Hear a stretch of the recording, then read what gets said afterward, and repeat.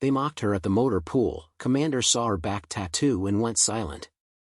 They called her grease monkey behind her back.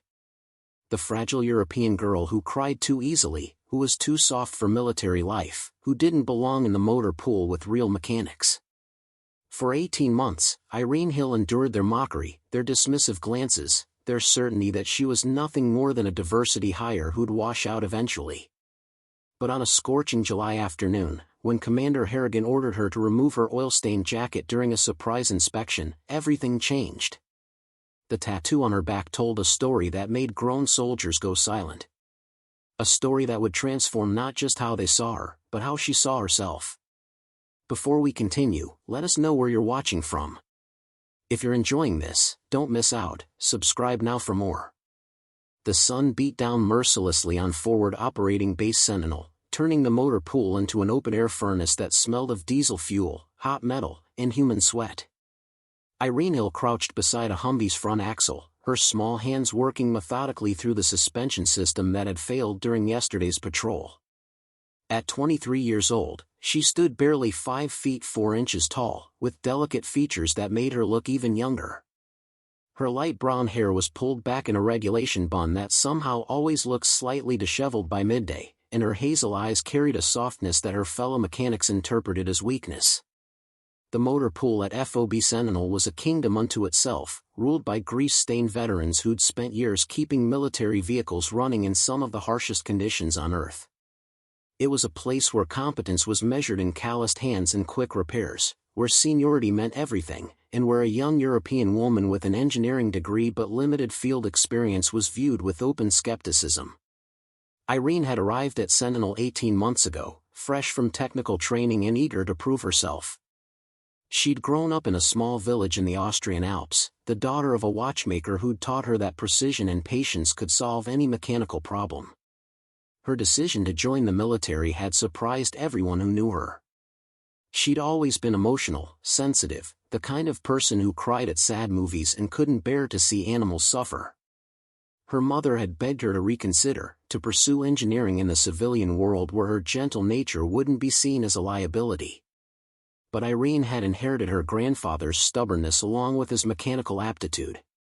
Her grandfather had been a resistance fighter during the war, a man who'd believed that serving something larger than yourself was the highest calling. Though he'd died when she was 12, his stories had planted a seed that eventually grew into her decision to enlist. The reality of military life had been harsher than she'd anticipated. Basic training had been manageable, her technical skills had carried her through advanced courses, but arriving at an operational base where she was the only woman in the motor pool had introduced challenges she hadn't prepared for. Sergeant Viktor Kozlov ran the motor pool with an iron fist and old-world attitudes. A bear of a man with arms like tree trunks and a voice that could strip paint, he'd made his opinion of Irene clear from day one. "This isn't a place for delicate flowers," he'd announced during her first morning briefing, his eyes fixed on her. "Military vehicles don't care about your feelings. They break, you fix them, and if you can't handle the pressure, you find another assignment." Irene had nodded silently, determined to prove him wrong. But 18 months later, she was still trying to earn respect that seemed perpetually out of reach. The problem wasn't her technical ability. Irene could diagnose engine problems faster than most of the senior mechanics, could rebuild a transmission with her eyes closed, and had a gift for solving electrical issues that baffled everyone else.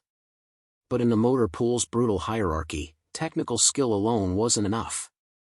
You needed to be tough, to handle the constant ribbing and crude humor, to shrug off failures and setbacks without showing weakness. And Irene couldn't do that. She wore her emotions on her sleeve, tearing up when Kozlov screamed at her for a minor mistake, blushing furiously when the other mechanics made crude jokes within her hearing. She tried to develop a thicker skin, but her nature betrayed her. Every harsh word landed like a physical blow, every mocking laugh felt like confirmation that she didn't belong. "Hey, grease monkey!" a voice called out from across the motor pool. "You planning to fix that suspension sometime today, or you waiting for it to fix itself?" Corporal Austin Webb, a stocky mechanic from Texas with a perpetual smirk and an endless supply of commentary, was the source of her most consistent torment. He'd coined the nickname Grease Monkey within her first week, and it had stuck despite her protests. Or maybe because of them. "I'm almost finished," Irene called back, keeping her voice level despite the familiar sting of humiliation. The lower control arm bushing was completely worn through. "I'm installing the replacement now." "Well, hurry it up," Webb replied, his tone dripping with condescension. "Some of us have real work to do instead of babysitting." The comment wasn't particularly cruel by motor pool standards, but it carried the weight of 18 months of similar remarks. Irene felt the familiar burning behind her eyes and blinked hard, refusing to give Webb the satisfaction of seeing her cry. Again. She'd cried too many times already. Cried in the shower after particularly brutal days. Cried alone in her quarters when the isolation became overwhelming. Cried once in front of the entire motor pool when she'd accidentally stripped a bolt and Kozlov had unleashed a tirade that questioned her competence, her commitment, and her right to wear the uniform. That incident had cemented her reputation as too soft for military service. Even the mechanics who weren't actively hostile treated her with a kind of pitying tolerance, as if they were waiting for her inevitable breakdown and transfer. What they didn't know, what none of them could know, was that Irene had been preparing. Not just maintaining her technical skills, but pushing herself in ways that had nothing to do with engines and transmissions. Every morning at 0430, before anyone else stirred, she ran 5 miles through the base perimeter. Every evening after her shift, she spent 2 hours in the base gym, building strength that her slight frame disguised. She'd qualified as expert on every weapon system, had completed advanced first aid training, and had volunteered for every additional certification the base offered. She did all of this quietly, never mentioning her extra training to her colleagues, never drawing attention to the ways she was pushing beyond her assigned duties. Because Irene had learned that in the motor pool, ambition was interpreted as arrogance, and trying too hard was seen as compensation for inadequacy. So she kept her head down, did her work, and endured the mockery. She fixed vehicles that others had given up on, volunteered for the worst shifts, and slowly, methodically proved that she belonged, even if no one was willing to acknowledge it. As she finished installing the new bushing and began reassembling the suspension, Irene allowed herself a moment of satisfaction. This Humvee had been written off by 2 other mechanics as requiring parts that wouldn't arrive for weeks. But she'd identified an alternative solution, cross-referencing components from a different vehicle system that would work temporarily until the proper parts arrived. The fix wasn't by the book, but it was clever and effective. Not that anyone would notice. Not that anyone would care. The sun climbed higher, the temperature in the motor pool approaching unbearable. Irene's uniform was soaked with sweat and stained with grease, her hands aching from hours of work with stubborn bolts and resistant parts. Around her, the motor pool hummed with activity. Vehicles in various states of disrepair, mechanics shouting instructions and insults in equal measure, the constant background noise of engines being tested and tools clanging against metal.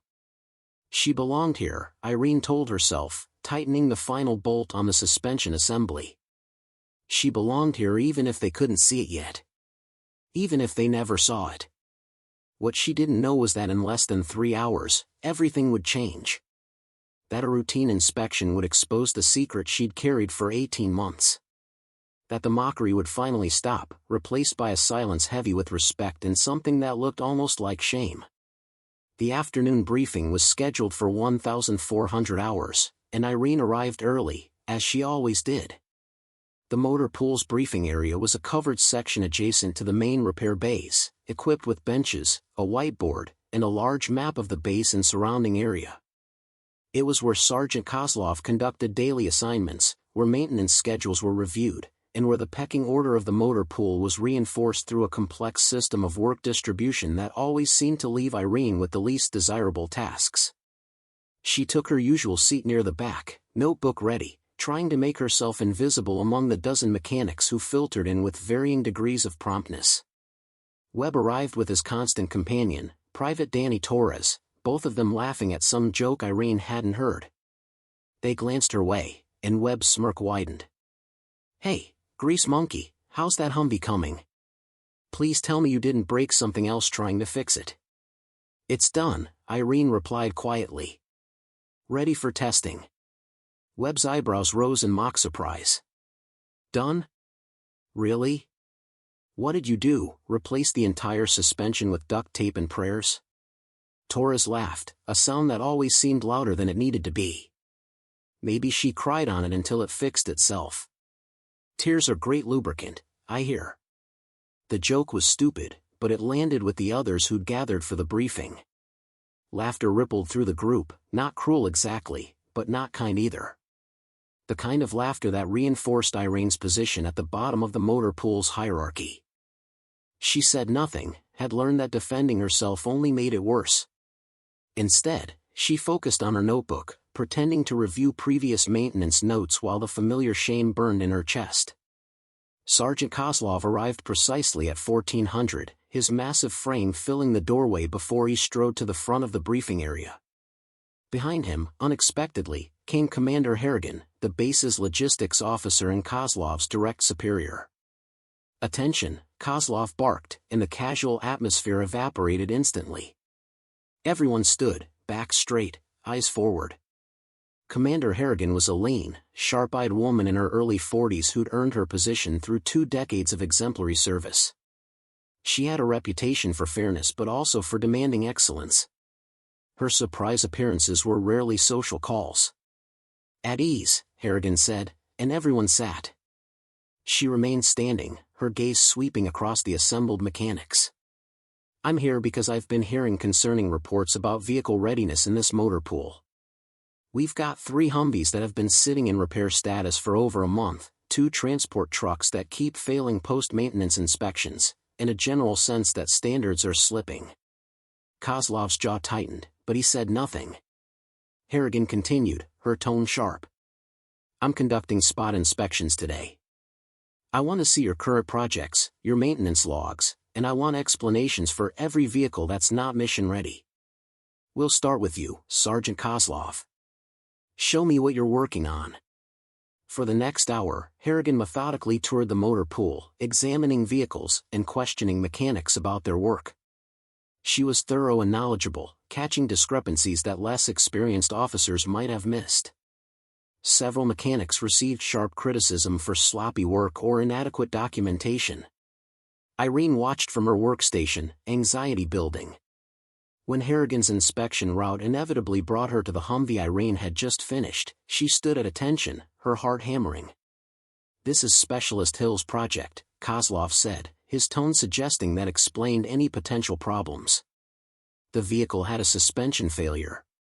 She's been working on it for how long, Hill? 2 days, sir, Irene replied, her voice steadier than she felt. The lower control arm bushing had failed completely, and the replacement part is on backorder. So it's not actually fixed, Harrigan said, making a note on her clipboard. Actually, Commander, it is fixed, Irene said quickly. I identified a compatible component from our supply inventory. It's a bushing from a different vehicle system, but the specifications are within acceptable tolerance. I've installed it as a temporary solution until the proper part arrives. Harrigan's eyes narrowed. Show me. Irene led the commander to the Humvee, opening the documentation binder she'd maintained meticulously throughout the repair. She explained her diagnosis, her research into alternative parts, and the testing she'd conducted to ensure the substitute component would function safely. As she talked, she noticed Harrigan's expression shift from skepticism to something that might have been impressed. When Irene finished, the commander examined the actual repair, crouching beside the vehicle to inspect the installation. This is good work, Hill, Harrigan said, straightening up. Creative problem solving. Why isn't this vehicle marked as mission ready?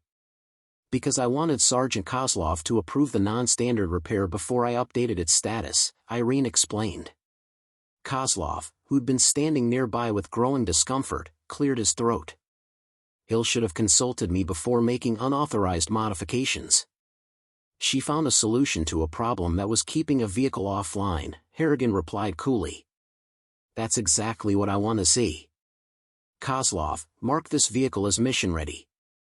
The commander moved on, but Irene caught the look Kozlov shot her. A mixture of irritation and something else, recognition perhaps, grudging and unwelcome. We've invested considerable effort in bringing you this story. If you find it engaging, please consider subscribing to our channel. Your support is greatly appreciated. Now, let's return to the narrative. The inspection continued through the afternoon, the temperature climbing into the high 90s.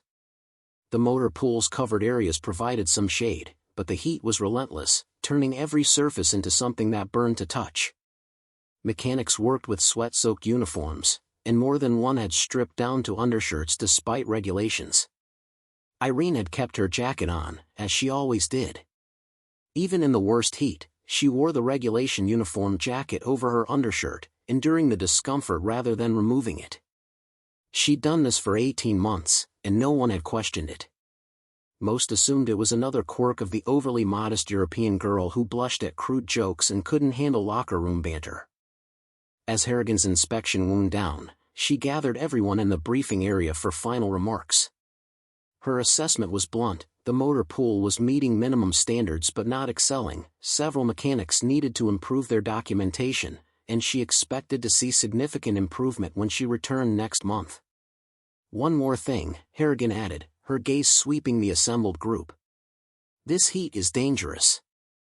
I've seen 3 people today working in conditions that risk heat exhaustion.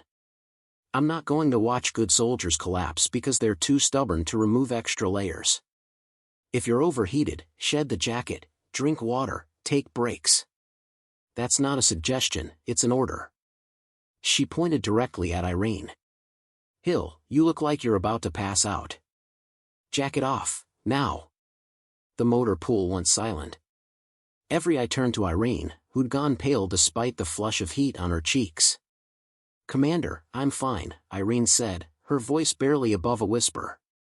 That wasn't a request, Specialist, Harrigan replied firmly. Remove the jacket. Irene's hands trembled as she reached for her jacket's zipper. This was the moment she'd dreaded for 18 months, the exposure she'd carefully avoided.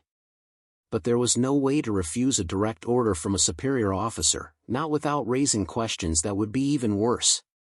She slipped off the jacket, revealing the regulation undershirt beneath.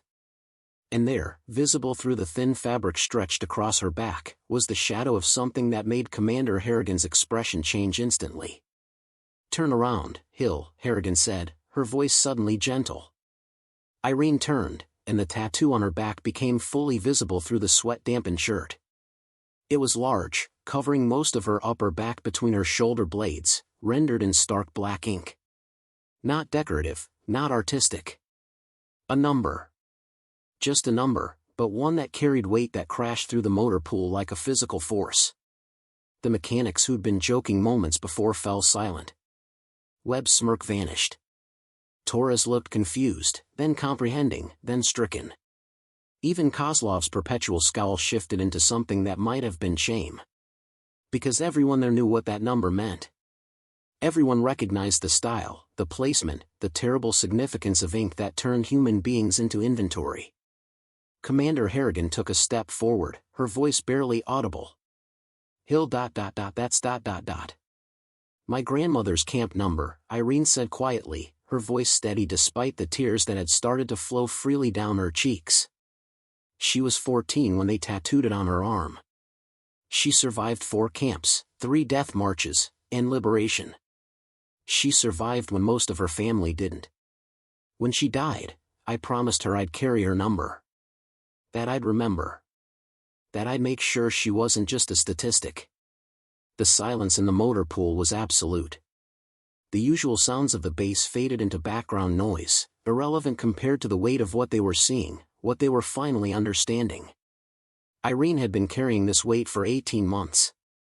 Her grandmother's story inked permanently on her skin, hidden beneath regulation jackets, a private memorial that had now become public.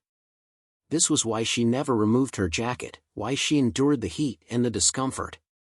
Not modesty, not weakness, but respect for a burden that shaped everything about who she was. She's the reason I enlisted, Irene continued, and now the words came faster, as if a dam had broken. She always said that freedom was worth fighting for, that she survived so her family could have choices, could have dignity. She made me promise to serve something larger than myself. So when you call me too soft, when you say I cry too easily, yes, it's true. I do cry easily.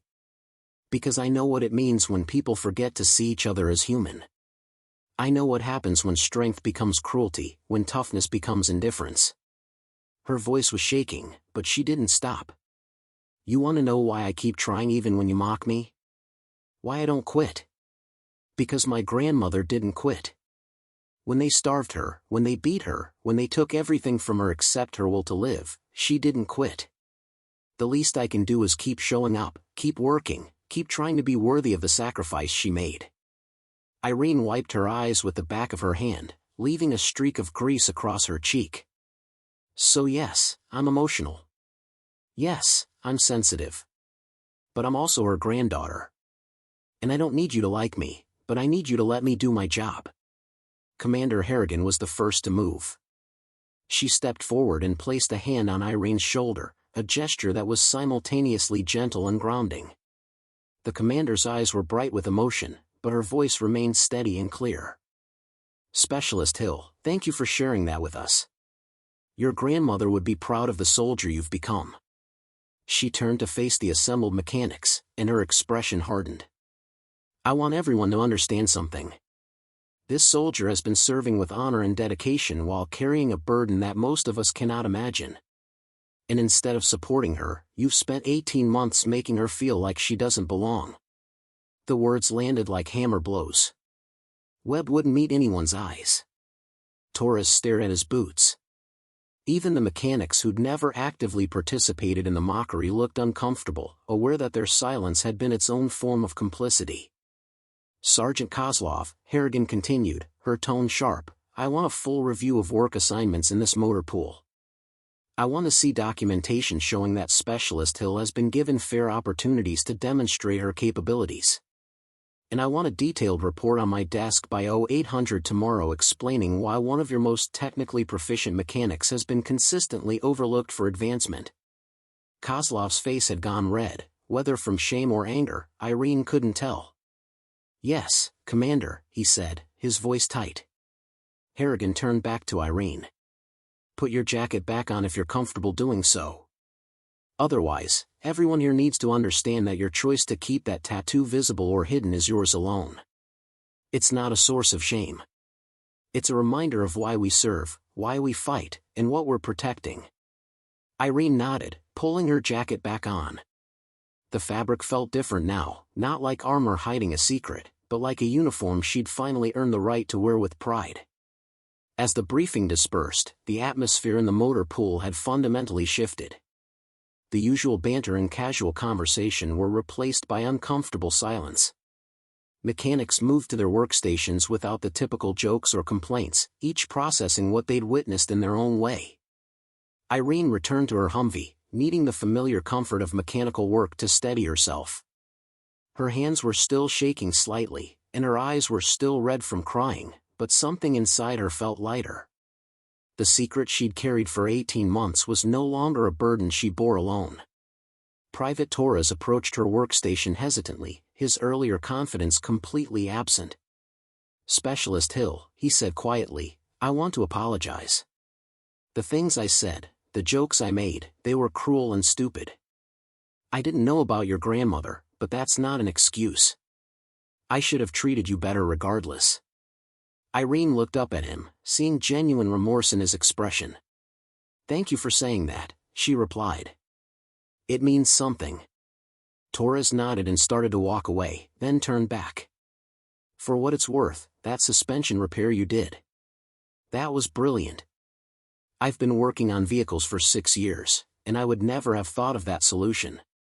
You're a better mechanic than most of us, and we should have recognized that a long time ago.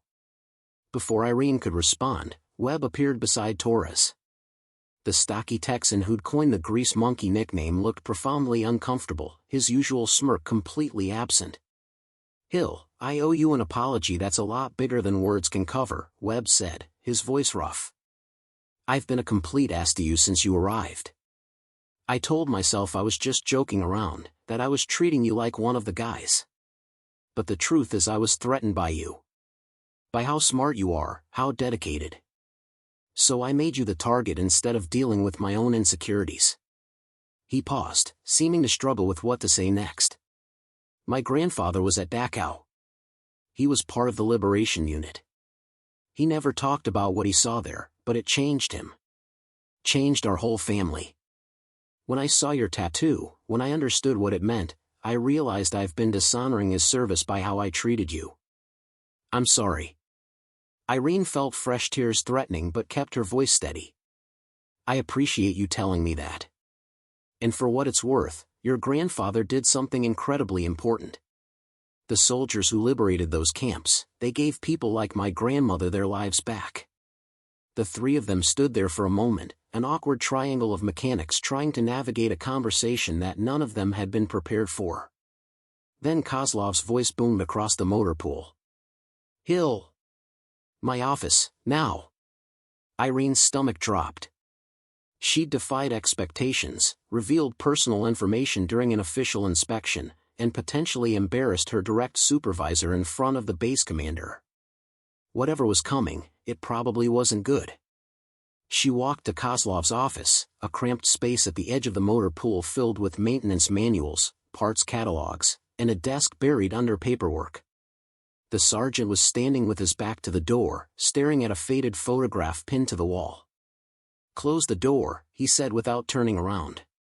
Irene did as instructed, her heart pounding. Sergeant Kozlov remained silent for a long moment, still studying the photograph on his wall. As Irene's eyes adjusted to the office's dim lighting, she could make out the image, a much younger Kozlov in dress uniform, standing beside an elderly man with hollow eyes and numbers tattooed on his forearm. That's my uncle Dmitri, Kozlov said quietly, his voice lacking its usual harsh edge. He was at Auschwitz. Survived the death march to Mauthausen. He came to America after the war, never married, never had children. He lived with my family until he died when I was 16. Irene said nothing, sensing that Kozlov needed to finish his thought without interruption. He used to have nightmares, Kozlov continued. Terrible nightmares that would wake the whole house. My mother would sit with him for hours, just holding his hand until he calmed down. I grew up watching what that experience did to him, how it never really left him.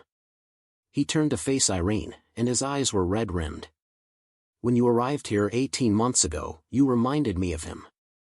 That softness, that sensitivity. It terrified me. I don't understand, Irene said carefully. Because I watched the military break softer men than you, Kozlov explained.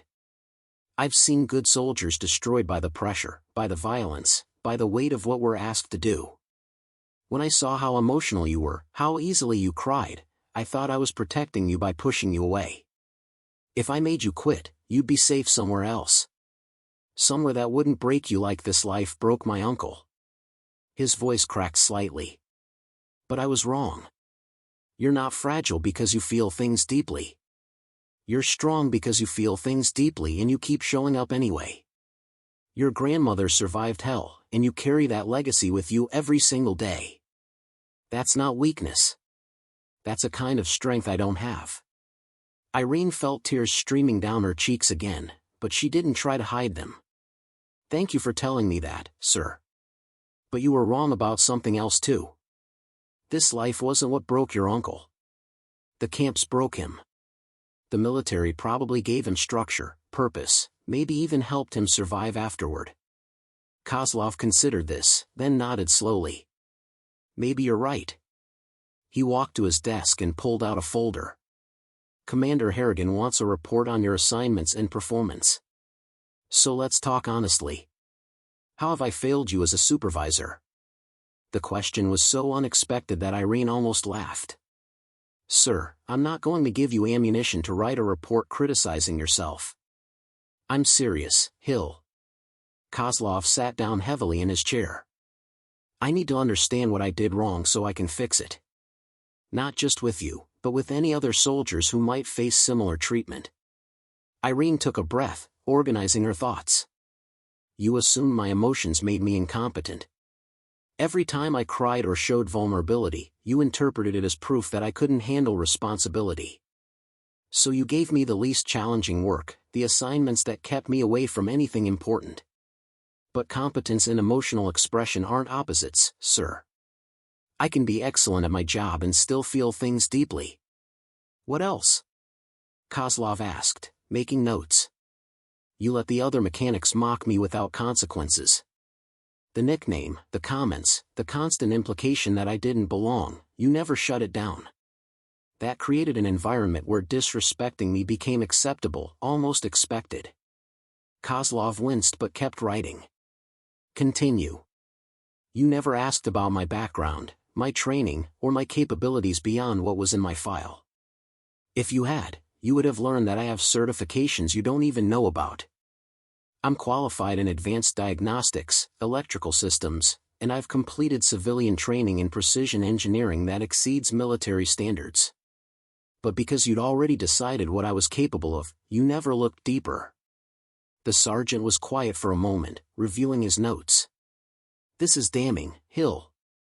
But it's also exactly what I needed to hear. He looked up at her. If you could redesign your position in this motor pool, what would it look like? The question caught Irene off guard. She'd spent 18 months being told what she couldn't do, never imagining she'd be asked what she wanted to do. She thought carefully before responding. I'd want to work on the complex problems, sir. The vehicles that have been sitting in repair status for weeks because no one can diagnose what's wrong. I'd want to train other mechanics in electrical systems, because that's where most of them struggle. And I'd want to be part of the emergency response team for field breakdowns. I'm small enough to access spaces that larger mechanics can't reach, and I'm methodical under pressure. Kozlov made more notes. What about leadership? Any interest in moving toward a supervisory role? Eventually, yes, Irene said. But first I need to earn the respect of the people I'd be supervising. That's not going to happen overnight after 18 months of being treated like the motor pool mascot. Fair point, Kozlov acknowledged. He set down his pen and looked at her directly. Here's what's going to happen. Starting tomorrow, you're reassigned to advanced diagnostics. There are 3 vehicles that have been written off as requiring depot-level maintenance, costing us thousands in transport and repair fees. You'll have 2 weeks to evaluate whether they can be repaired here. You'll have full access to parts inventory and technical resources, and you'll report directly to me on your progress. Irene felt a surge of excitement tempered by caution. What if I can't fix them, sir? Then you'll have tried, which is more than anyone else has done. But Hill, I've watched you work. I know you can do this. I just need to stop standing in your way. He pulled out another document. I'm also recommending you for the Advanced Mechanics course at Fort Worth. It's a 6-week program that would add significant certifications to your record. Commander Harrigan suggested it, and I agree it's overdue. Before Irene could respond, someone knocked on the office door. Kozlov called for them to enter, and Private Torres stepped inside, looking nervous. Sir, I wanted to report something. Torres glanced at Irene, then continued. Several of us have been talking, and we want to request that Specialist Hill provide training in electrical diagnostics. We know she has expertise that would benefit the whole unit. Kozlov's eyebrows rose. Who's we? Torres, Webb, myself, and 4 others so far. We figured if Hill is willing to teach, we're willing to learn. The idea clearly surprised Kozlov, but he recovered quickly. Hill, what do you think? I'd be happy to, Irene said, still processing the fact that her tormentors were now requesting her guidance. We could start with basic electrical theory and work up to complex system diagnostics. Make it happen, Kozlov ordered Torres. Coordinate with Hill on scheduling. Dismissed. After Torres left, Kozlov turned back to Irene. That's progress. The fact that they're asking shows they're starting to see you differently. Use it. Show them what you can do, but also show them how to do it themselves. That's what good leadership looks like. Irene nodded, feeling the weight of opportunity settling on her shoulders. It was heavier than she expected, but not unwelcome. One more thing, Kozlov said, his expression growing serious again. I need you to understand that what happened today, what you shared about your grandmother, that took real courage. Courage that most of us don't have. You made everyone in that motor pool confront their own behavior, their own prejudices. That's not comfortable, but it's necessary. He stood and extended his hand. I'm sorry for how I've treated you, Hill. I'm going to do better. We all are. Irene shook his hand, feeling the calluses earned through decades of mechanical work. Thank you, sir. That means more than you know. The next 2 weeks transformed the motor pool in ways that surprised everyone. Irene's reassignment to advanced diagnostics put her in front of problems that had stumped the entire unit, and she approached each challenge with the meticulous attention to detail that her watchmaker father had instilled in her. The first vehicle was a transport truck with an electrical system that would randomly shut down, stranding it in the field. 3 mechanics had spent weeks chasing the problem without success, and the prevailing wisdom was that the entire wiring harness needed replacement, a repair that would cost thousands and take the vehicle offline for months. Irene spent 2 days methodically testing every circuit, every connection, every component in the electrical system. She created detailed diagrams showing current flow and identified 3 points where corroded connections were creating intermittent failures. The corrosion was hidden beneath protective covers, invisible unless you knew exactly where to look. The repair took 4 hours and cost less than $50 in parts. When she test drove the truck and it performed flawlessly, word spread through the motor pool like wildfire. The impossible repair that would have cost thousands had been solved by the mechanic they'd been calling Grease Monkey. The second vehicle was even more challenging, a command Humvee with an engine that would overheat within 20 minutes of operation despite having a new cooling system. The vehicle had been sent to depot maintenance twice, returned both times with the problem unsolved. Irene discovered that the issue wasn't mechanical at all. Someone had installed an upgraded communications system that drew significantly more power than the original equipment. The additional electrical load was generating heat that the cooling system couldn't compensate for. The solution required rerouting power distribution and adding supplementary cooling for the electrical components. It was elegant, creative, and completely outside standard repair procedures. It also worked perfectly. By the time she started on the third vehicle, Irene had an audience. Mechanics would stop by her workstation during breaks, watching her methodical approach, asking questions about her diagnostic techniques. The mockery had been replaced by curiosity, then by respect. Webb became her most consistent shadow, bringing her coffee during long diagnostic sessions and taking detailed notes on her problem-solving methods.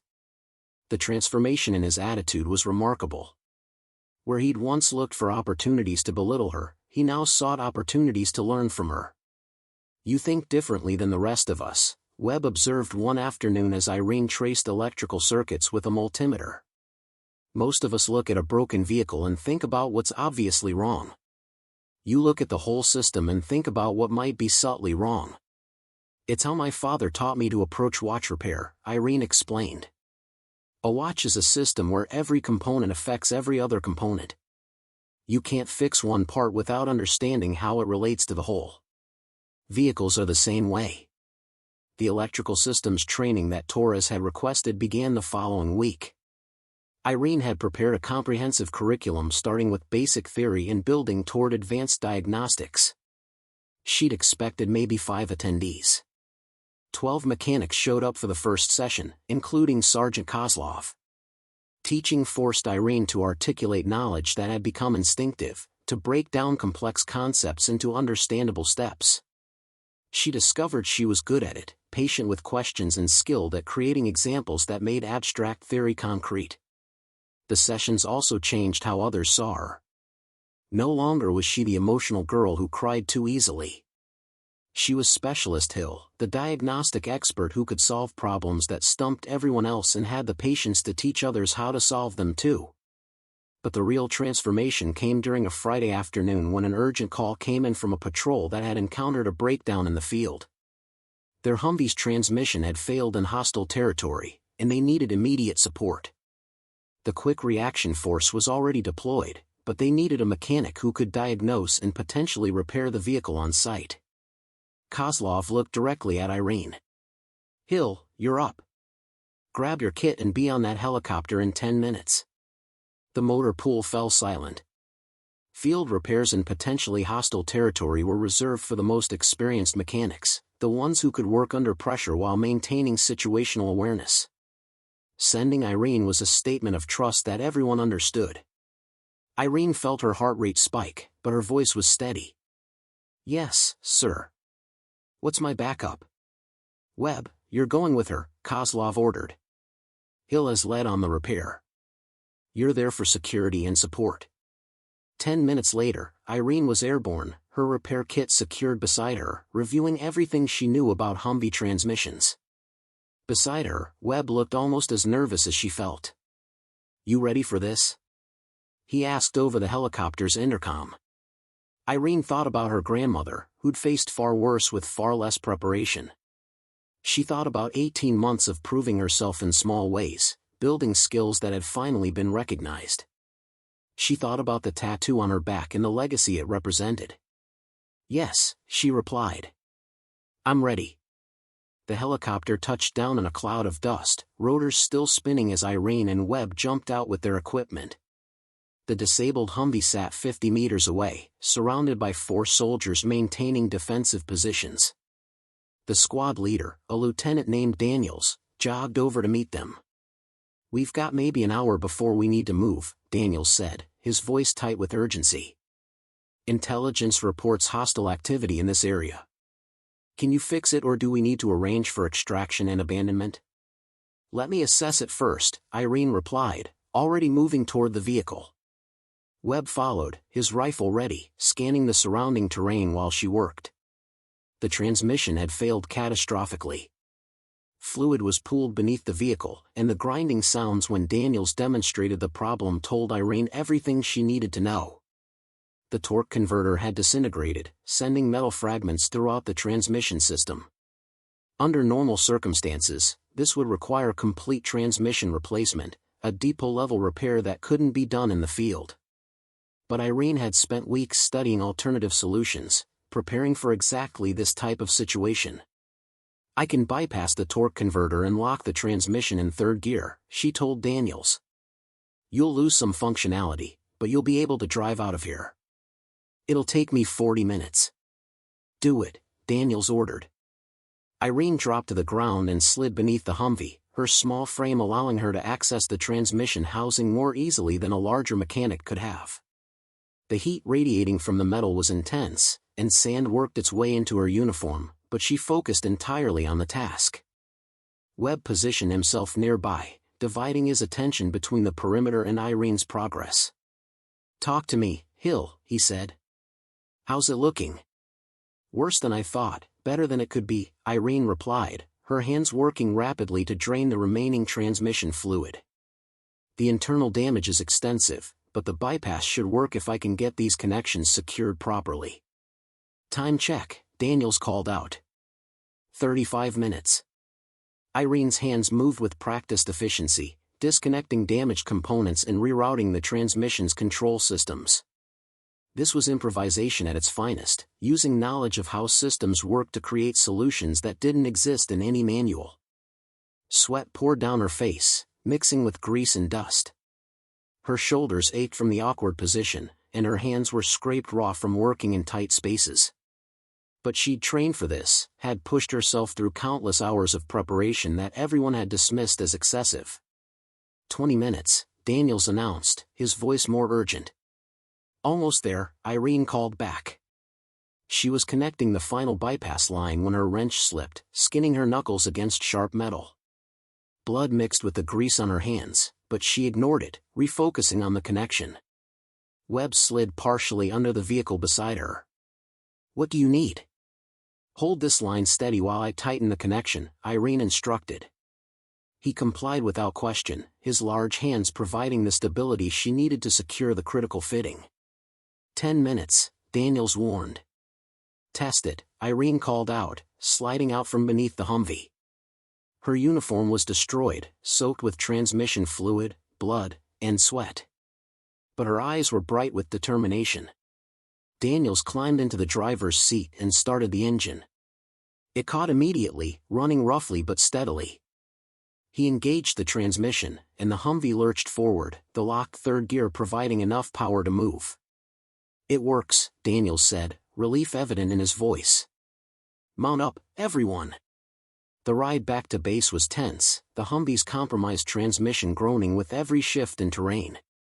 But it held together, carrying all 6 soldiers safely through territory where abandoning the vehicle would have meant calling in additional resources and risking more lives.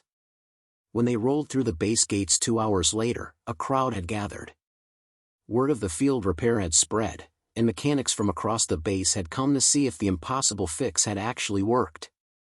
Irene climbed out of the Humvee, exhausted and filthy, to find Sergeant Kozlov waiting with an expression that might have been pride. "Report, Hill," he ordered. "Transmission torque converter failure, sir. I bypassed the damaged components and locked the system in third gear. The vehicle is operational but requires full transmission replacement at earliest opportunity." Kozlov walked around the Humvee, examining it with a critical eye. Then he turned to the assembled mechanics. "This is what expert-level field repair looks like. Study it, learn from it, and understand that Specialist Hill just saved this unit significant resources and potential casualties." He faced Irene directly. "Outstanding work, Hill. Get cleaned up and get some rest. We'll debrief properly tomorrow." The debriefing the next morning was attended by Commander Harrigan, Sergeant Kozlov, and Lieutenant Daniels, who'd specifically requested to be present. Irene sat across from them, her hands bandaged from yesterday's injuries, feeling oddly calm despite the high-level attention. Lieutenant Daniels spoke first. "Commander, I've been in the field for 8 years, and I've never seen a mechanic pull off a repair like that under those conditions.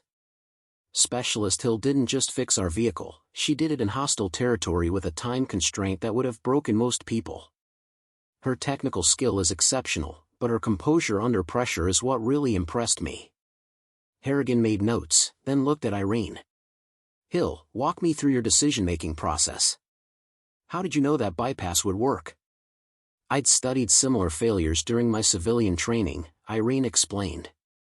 "Torque converter failures usually mean complete transmission replacement, but I'd read case studies about temporary bypass solutions used in emergency situations. I'd never actually performed one, but I understood the theory well enough to adapt it to our equipment." "You took a significant risk," Harrigan observed. "If that bypass had failed during transit, you could have put that entire squad in danger." "Yes, Commander," Irene acknowledged. "But the alternative was abandoning a vehicle in hostile territory or waiting for recovery assets that might not have arrived before enemy contact. I calculated that the bypass had an 80% success probability based on the damage I observed. Those odds were better than the alternatives." Kozlov leaned forward. "The question is, where did you learn to make those kinds of field calculations? That's not standard training." Irene hesitated, then decided complete honesty was the only option. "Sir, I've been preparing for field operations since I arrived at this base. I knew I was qualified for more than logistics work, so I spent my off-duty time studying field repair techniques, emergency procedures, and crisis decision-making. I trained myself for opportunities one wasn't being given, hoping that eventually, I'd get the chance to prove I could handle them." The room was quiet for a moment. Then Harrigan smiled, a genuine expression of approval. "That's initiative, Hill. That's exactly the kind of forward thinking we need in our mechanics. Sergeant Kozlov, I want you to develop a formal program based on Hill's self-directed training. If she could identify gaps in our standard curriculum, we need to address those gaps for everyone." "Yes, Commander," Kozlov replied. Harrigan continued. "I'm also recommending Hill for a commendation for yesterday's action. Additionally, I want her evaluated for promotion to corporal. Her technical skills and leadership potential warrant advancement." Irene felt her breath catch. Promotion had seemed impossible just 2 weeks ago. Now it was being discussed as if it were inevitable. "There's one more matter," Harrigan said, her expression growing more serious. "Hill, your revelation about your grandmother's experience has had a significant impact on this base. Several soldiers have approached me privately to share their own family histories, connections to the Holocaust and other genocides that they'd never felt comfortable discussing. You've created space for important conversations about why we serve and what we're protecting." She paused. "I'd like your permission to use your story, with appropriate discretion, in our unit's diversity and inclusion training. Not to exploit your family's tragedy, but to help others understand that strength comes in many forms and that our differences make us more effective, not less." Irene considered this carefully. "My grandmother always said that her survival meant nothing if people forgot what happened. If sharing her story helps create a better environment for other soldiers, then yes, you have my permission." The promotion ceremony took place 6 weeks later on a clear morning that reminded Irene of her village in Austria. The entire motor pool was assembled, along with representatives from other units who'd heard about the mechanic who'd transformed her base through skill and determination. Commander Harrigan conducted the ceremony with appropriate military formality. Specialist Irene Hill, front and center. Irene marched forward, her uniform immaculate, her bearing confident in a way that would have seemed impossible months ago.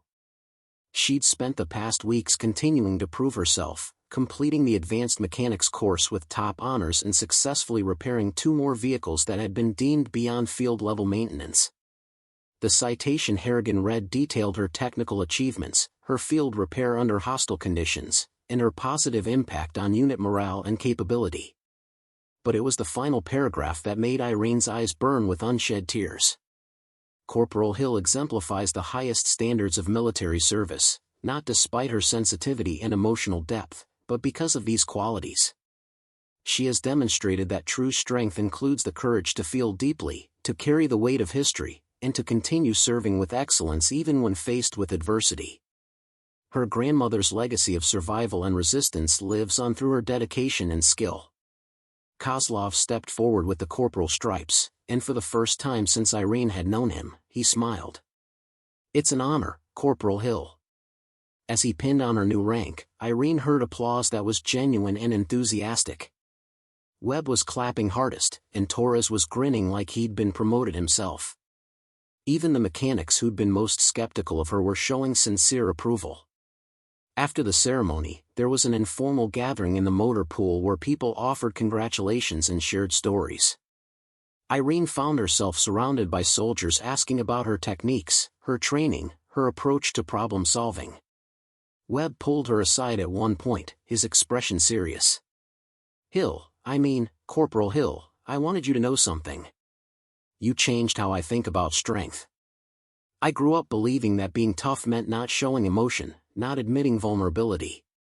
Watching you prove that you could be both sensitive and incredibly capable, it made me rethink a lot of things."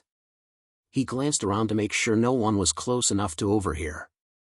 "I've been talking to the base counselor about some things I went through during my last deployment. Things I'd been too ashamed to discuss because I thought it meant I was weak. Your example gave me permission to ask for help." Irene felt tears threatening but smiled through them.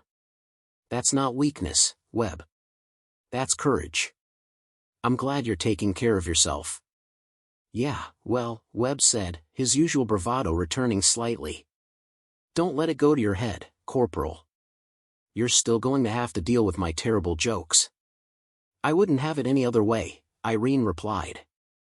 As the celebration continued, Irene slipped away to a quiet corner of the motor pool where she could see the mountains in the distance.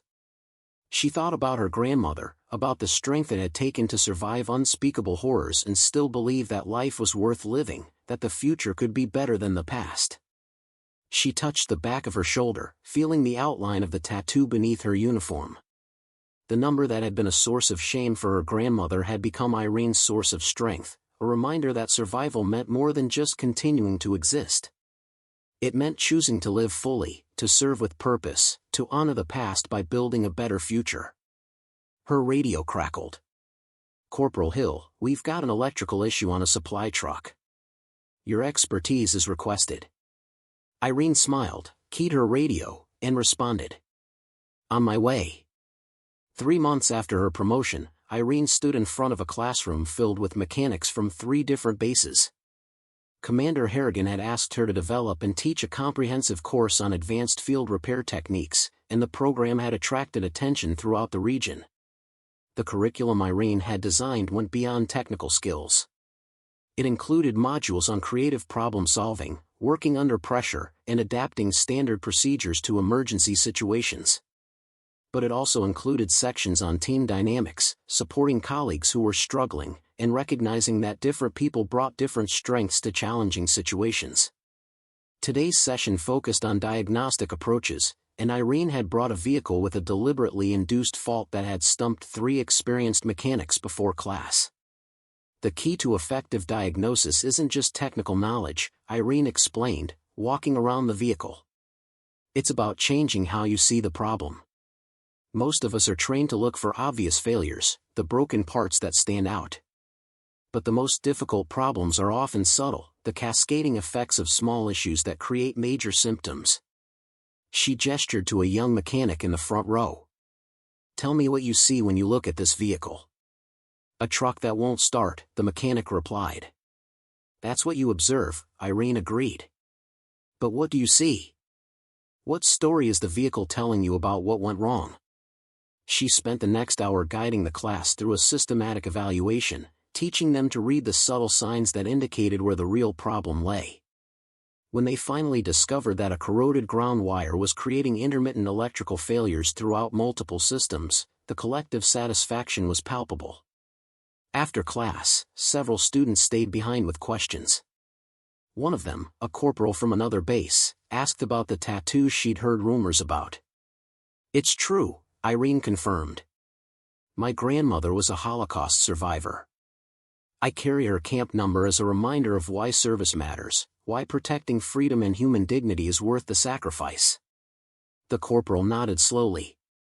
"My family escaped the Rwandan genocide. I've never talked about it with anyone in the military. I was afraid people would think I was too traumatized to serve effectively." Irene understood that fear intimately. Your family's experience doesn't make you weaker.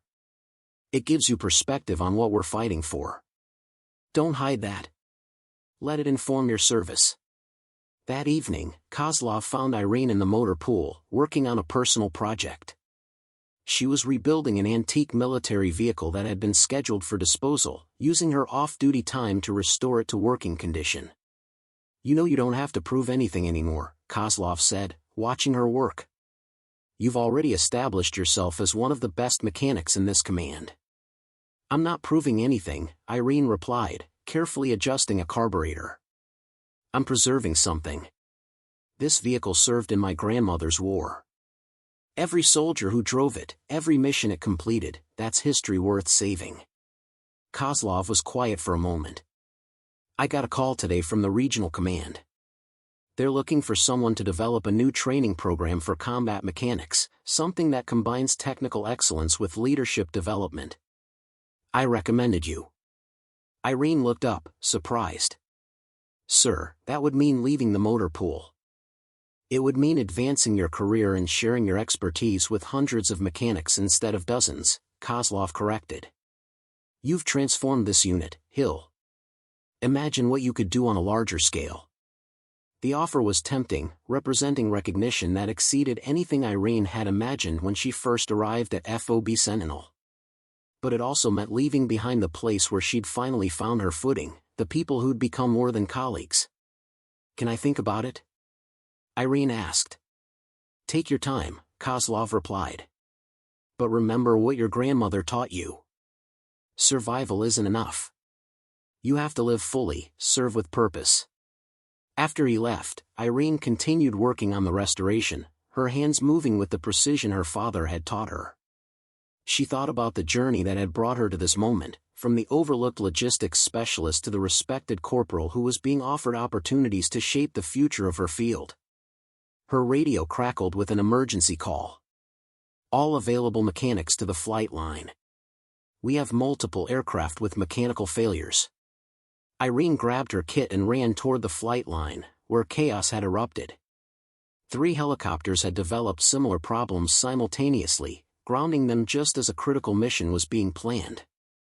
The lead maintenance officer was coordinating frantically, trying to prioritize which aircraft to focus on first. "Corporal Hill," he said with obvious relief when he saw her. "I need your assessment. Can we get at least 2 of these birds flying within the hour?"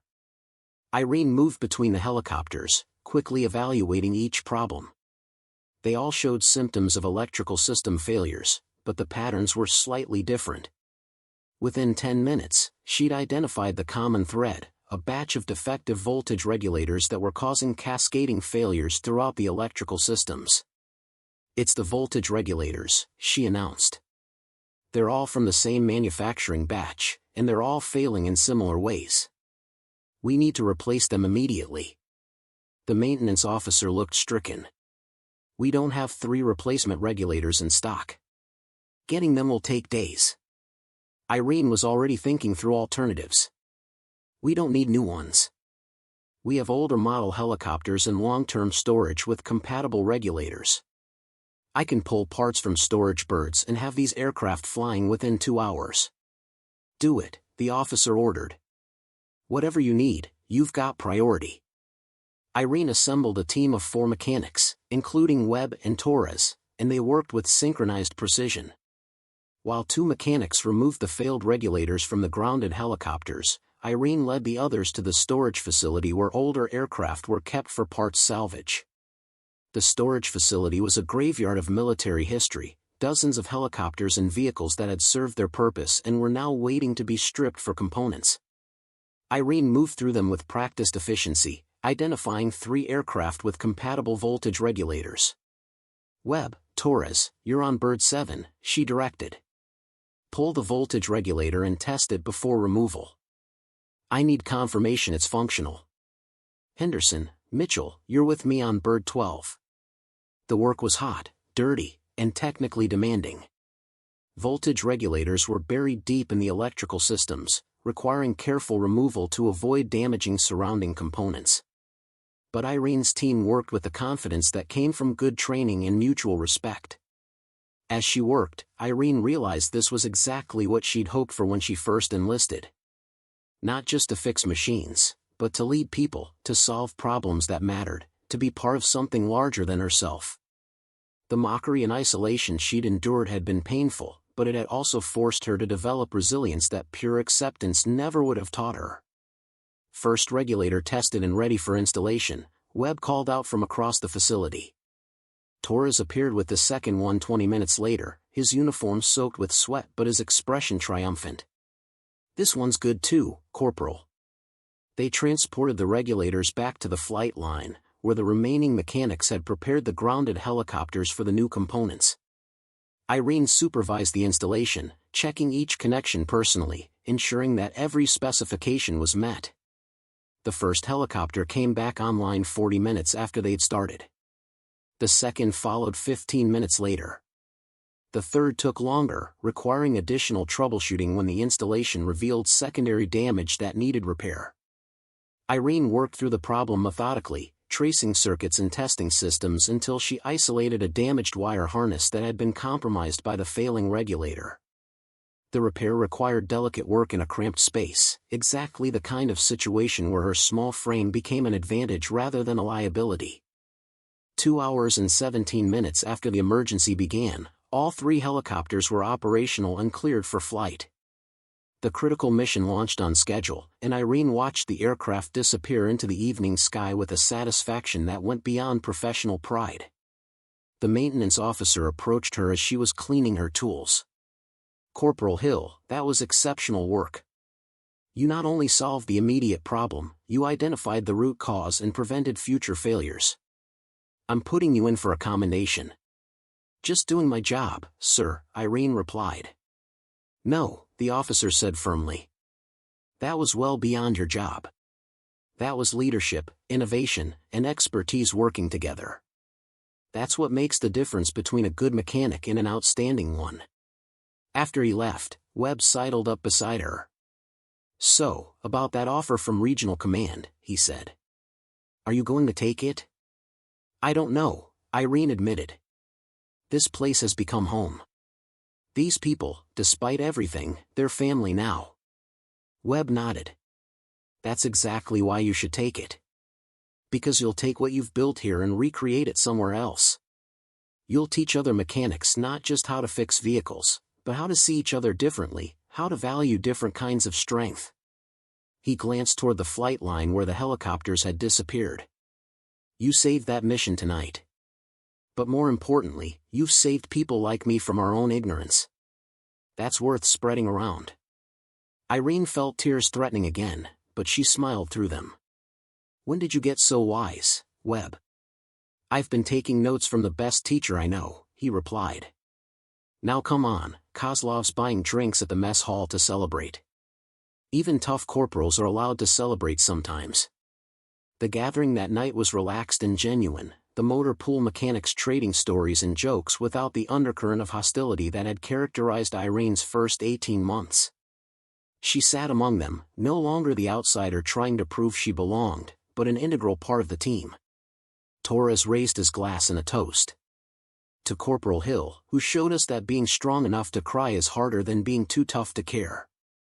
The sentiment was clumsy but heartfelt, and everyone drank to it. Irene looked around the table at faces that had transformed from tormentors to colleagues to friends, and she understood that this journey had changed all of them, not just her. Later that night, alone in her quarters, Irene sat down to write a letter to her sister back in Austria. She described the day's events, the promotion, the teaching opportunities, and the decisions she was facing about the regional position. But mostly, she wrote about their grandmother, about how carrying her number had given Irene strength she didn't know she possessed, about how honoring the past had helped shape a better future. I finally understand what grandmother meant when she said survival wasn't enough, Irene wrote. She survived so we could live fully, so we could serve with purpose, so we could prove that human dignity and compassion are strengths, not weaknesses. Every day I wear this uniform, I'm honoring her choice to keep living, keep believing, keep fighting for something better. She sealed the letter and prepared for sleep, her body exhausted but her mind at peace. Tomorrow she would give Kozlov her answer about the regional position. Tonight, she would rest, secure in the knowledge that she'd found her place and proven her worth. 6 months later, Irene stood in a conference room at regional headquarters, preparing to present her proposed training program to a panel of senior officers. The program she developed combined technical excellence with leadership development and emotional intelligence, a curriculum that challenged traditional approaches to military mechanics training. Commander Harrigan had traveled from FOB Sentinel to support the presentation, along with Sergeant Kozlov, who'd become an unexpected advocate for Irene's innovative methods. In the audience were mechanics and officers from a dozen different bases, all curious about the corporal who'd transformed her unit and was now proposing to transform an entire region's approach to training. Irene began her presentation with a story. She told them about arriving at FOB Sentinel as an overlooked specialist, about 18 months of mockery and isolation, about the day her grandmother's tattoo had been revealed and everything had changed. I'm not sharing this for sympathy, she explained. I'm sharing it because it illustrates a critical failure in how we evaluate and develop talent. For 18 months, my unit had access to capabilities they didn't utilize because they'd made assumptions about my limitations based on superficial characteristics. How many other soldiers are we underutilizing because we're not looking past the surface?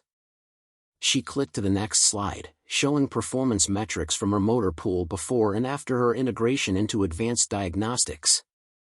Vehicle readiness had improved by 32%. Repair times had decreased by 40%. Most significantly, training participation had increased by 60% as mechanics became invested in developing new skills. These improvements didn't come from new equipment or additional resources, Irene continued. They came from changing how we see each other, how we value different types of strength, and how we create environments where everyone can contribute their full capabilities. The proposed program included technical training, but also modules on recognizing unconscious bias, supporting team members through challenges, and understanding that emotional intelligence was as important as mechanical aptitude. It was ambitious, potentially controversial, and exactly what Irene believed the military needed. After the presentation, questions came rapidly. Some were skeptical, challenging whether soft skills belonged in a technical training program. Others were enthusiastically supportive, sharing examples of similar problems in their own units.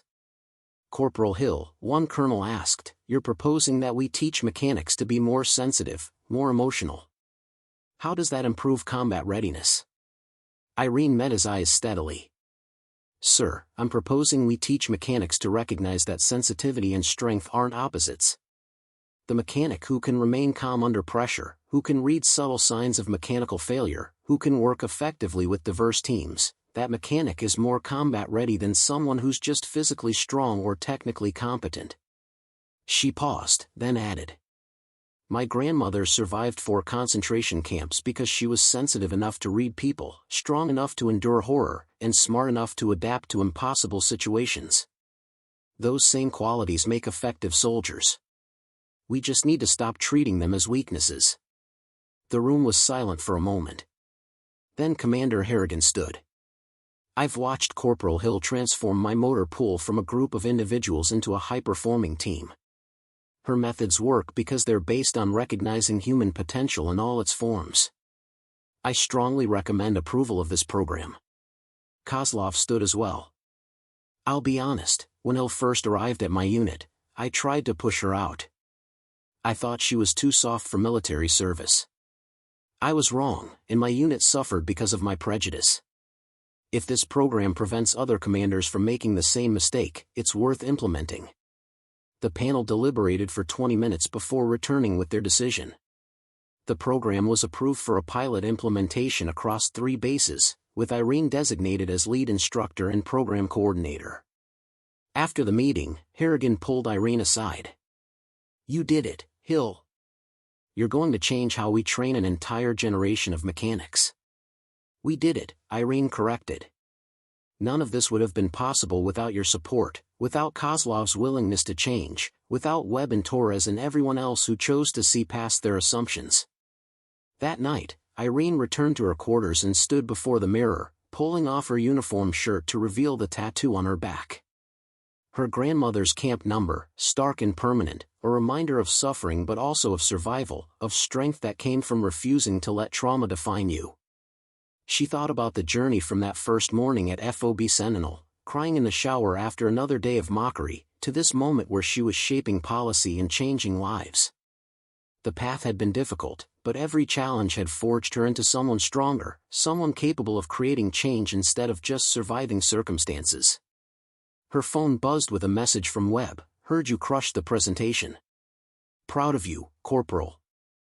Also, we broke 3 vehicles today and really miss having you around to fix them."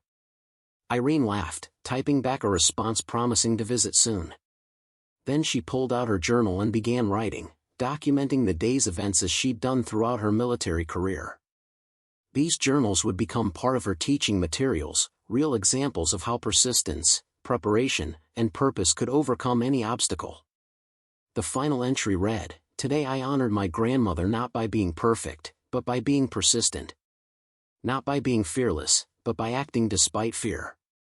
Not by avoiding emotion, but by letting my emotions fuel my determination. She survived so I could thrive, and I'm finally understanding what that means." Irene closed the journal and looked out her window at the base below, where hundreds of soldiers were beginning their own journeys, facing their own challenges, discovering their own strengths. Thanks to the program she'd created, more of them would have the opportunity to be seen, to be valued, to contribute their full potential. She touched the tattoo on her back one more time, feeling the permanent reminder of legacy and responsibility. Then she smiled, turned off the light, and prepared for tomorrow, when the real work of transformation would begin.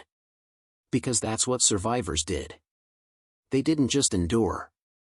They built better futures from the rubble of past suffering. They proved that strength came in many forms, that sensitivity was power, and that the quietest voices often had the most important things to say. Irene Hill had started as the mechanic they mocked in the motor pool. She'd become the corporal who taught them that being strong enough to feel, brave enough to be vulnerable, and determined enough to keep showing up was the truest form of courage. And she was just getting started. Up next, you've got 2 more standout stories right on your screen. If this one hit the mark, you won't want to pass these up. Just click and check them out. And don't forget to subscribe and turn on the notification bell so you don't miss any upload from us.